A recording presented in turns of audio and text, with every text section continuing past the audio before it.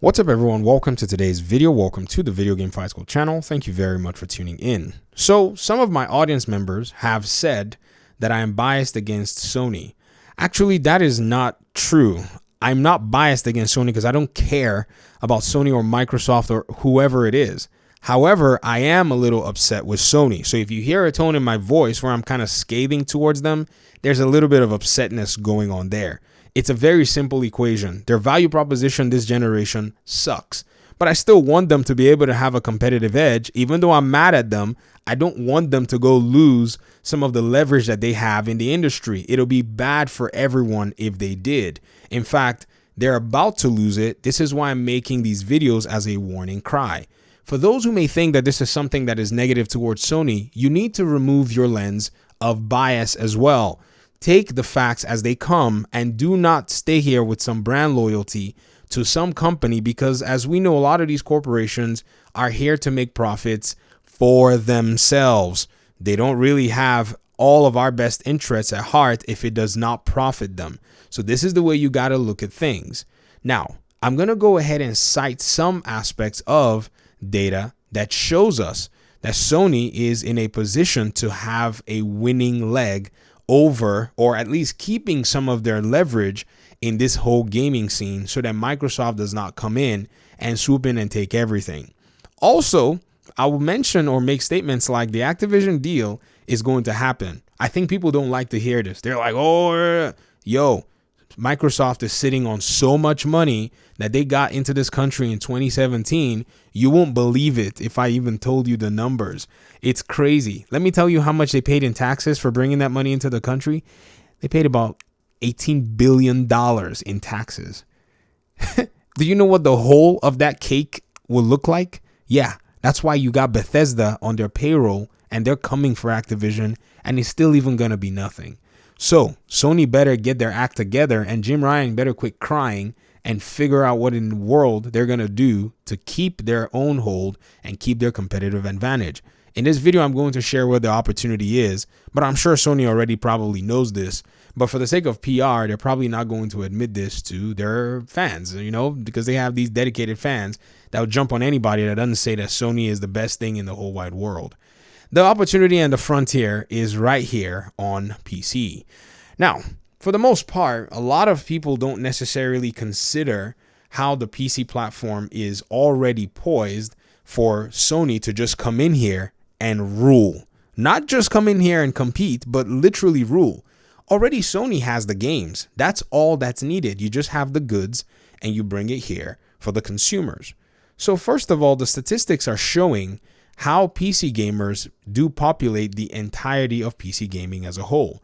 In one of the stats that I actually did see, I was actually shocked to find out that they were saying that the number of PC gamers worldwide from around 2008 projected to 2024 was somewhere around estimated to be 1.75 billion of PC gamers worldwide, up from 1.5 billion gamers in the previous year. Despite slowing revenue growth, PC gaming remains very popular, and digital storefronts like Steam or Epic Games Store making PC titles accessible for gamers worldwide.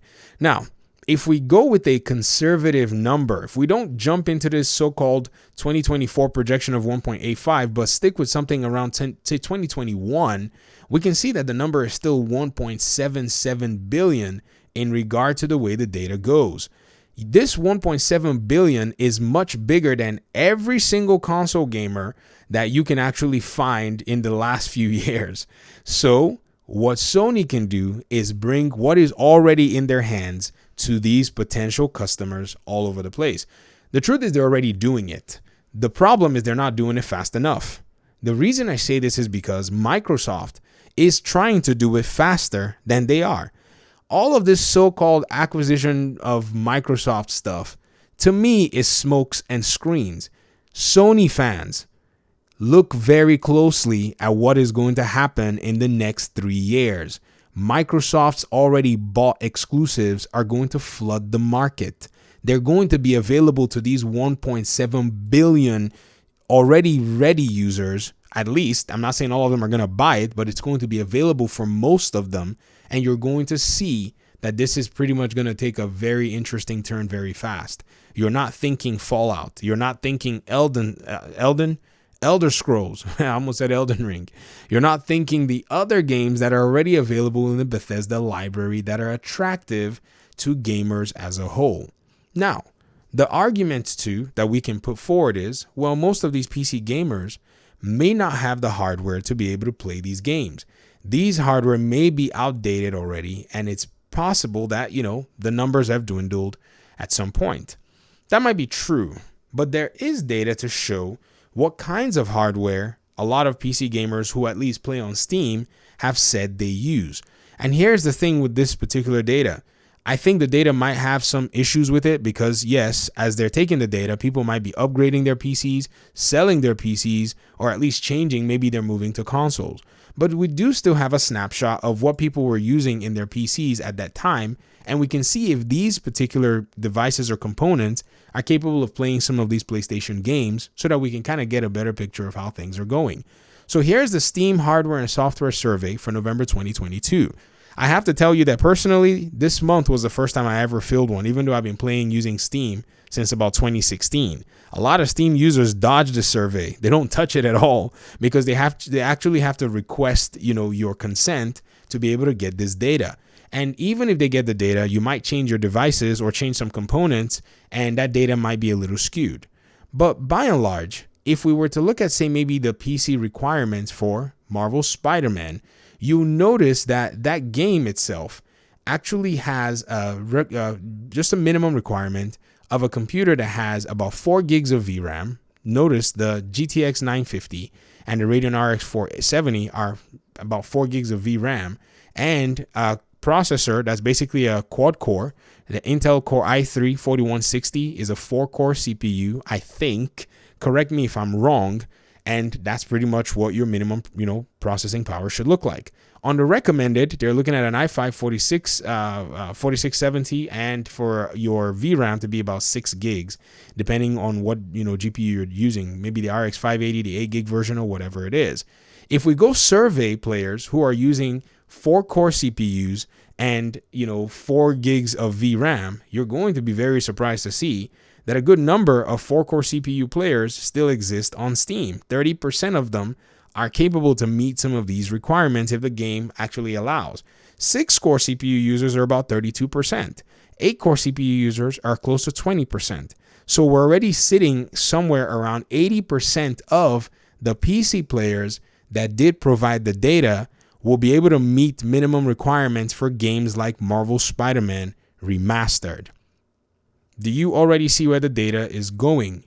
Now, let's go to GPUs. If you remember, I just showed you guys that the GPU requirement was somewhere around 4 gigs of VRAM or 6 gigs, depending on its recommendation. Now, the 4 gig of VRAM community, they're hearing about 15%, 6 gigs, about 20%, and 8 gigs, about 26%. 8 gig being very popular. Now, you might wonder why 8 gig VRAM is actually popular. The reason is because a lot of graphics cards, especially on the NVIDIA side, are capable of a lot more with 8 gigs of VRAM.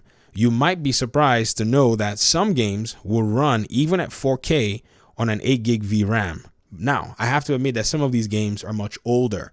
In terms of the newer, more demanding games, it might be challenging for, a lot of them to be able to do so. Now, when you think about the hardware on PC as well, it's also something that provides a lot of flexibility. The flexibility is if your rig or your computer is maybe lacking before it can actually support a video game, you have upgrade paths depending on how you build your PC. What I mean by that is, if you're saying, let me give a comparison on PlayStation, like Sony's PS4, and you want to play Marvel Spider-Man Part 2, you have to buy a PlayStation 5. On PC, you do not have to do that. You can easily go and switch your motherboard and your chip, if you actually do have a motherboard and a chip that you maybe built a long time ago, or if you built a motherboard and a chip that has a little bit of upgradability where you can just switch out your CPU, you could just do your upgrade for a few dollars way less than it will cost you to buy yourself a whole PlayStation console. You can also decide that you want to, go ahead and upgrade your GPU. That way you might maybe go for more VRAM, more performance, or maybe go with a different architecture. And this is it's not supposed to cost you a lot of money. You can recycle a lot of your components, like your case, your power supply, and a whole bunch of other things, your hard drives, and you will just spend a little bit of money upgrading. In fact, I have a build that I use for production. It has an RX 4080 in it, and the case that I use is a DIY Cuboid R. The DIY Cuboid R has been discontinued. Let me show you this case so you can know. I mean, people are gonna gag when I tell you about this case. This case was one of the worst cases in terms of reviews. Everybody said they didn't like this case. I remember at that time, people were like, man, this case kind of doesn't have quietness. It's big, it keeps things cool, but it's not that quiet. There were all these bougie concerns against them.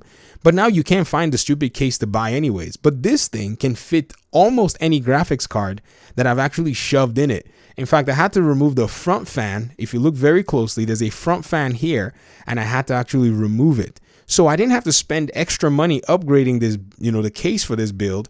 I call it like my sleeper build because it's actually quite, fun in just making sure that I can continue to recycle things inside of it. And I've been recycling this particular housing or case, however you want to call it, for at least 4 years now. So this is how PC gamers stealthily get their machines to get on par in just the snap of a finger or the click of, add to cart and order button. And they're already up to speed if they need to be. So when you see somebody having an, in quote, old computer, that computer can become an amazing device by just a few little changes if the person understands what they're doing. And a lot of PC gamers, they have the technical, knowledge, at least. That's how some of us start. Some start by pre-built, some build by themselves. I built by myself, and that's how I kind of started. And you can basically do that. So Sony has, this is back to my argument, sorry for jumping on that tangent. Sony has the opportunity to be able to come in here and leverage exactly what it is, this huge slew of potential customers. And to be honest, ladies and gentlemen, they already are doing it. There's no doubt that they're doing it. The biggest challenge is, are they doing it fast enough? Are they coming into this potential 1 billion players? Maybe we say maybe they're citing 1.5 billion. Maybe we'll just say 500 million of them don't care about PC gaming anymore. But there's a potential for 1 billion players. And so if you think about, say, Marvel's Spider-Man on the PlayStation selling about 33 million copies, imagine how much more copies could have been sold on a platform that had, at the time, at least maybe 10 times more. Right? Because I think the PlayStation 4 sold about 100 million around the time that Marvel Spider-Man came out. Imagine having maybe even 4 times more, not even 10 times. Just maybe even another 10, 15, 20 million people were able to purchase the game at launch. That opens the door for so many sales possibilities. And this is how you keep Sony with its competitive edge. Those funds are going to be reinvested back into making more games, making sequels, making more titles. And I'm sure that Sony already understands and knows this.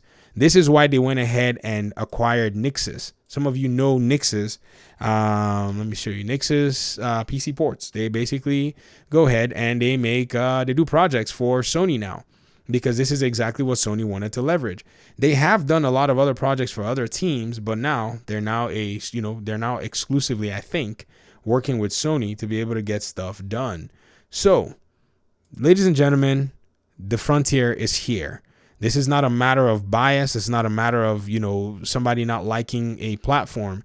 This is a matter of actually pointing out the competitive opportunity that should come. This is straight business. You got to know this stuff, folks. As a gamer at this age, you should know that this is how these things are going to fly.